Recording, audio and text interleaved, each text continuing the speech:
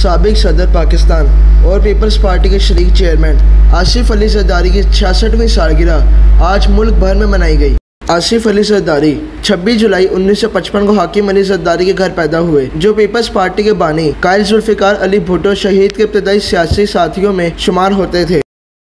आसिफ अली जरदारी ने बतौर child star Pakistani film सालगिरह में अदाकारी की थी, जो 1969 में रिलीज़ हुई थी। पाकिस्तानी फिल्म सालगिरह में आसिफ अली जरदारी ने लेजेंडरी अदाकार वहीद मुराद के बचपन का किरदार अदा किया था।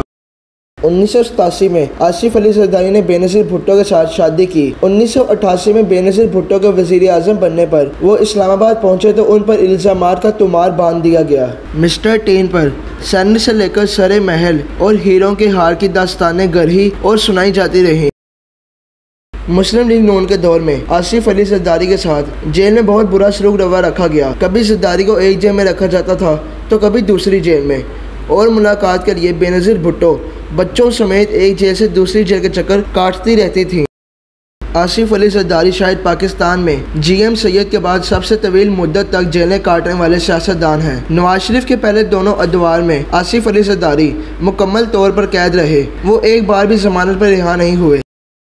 मर्द हुर के सियासी सफ़र की मिराज ऐवान सदर बना।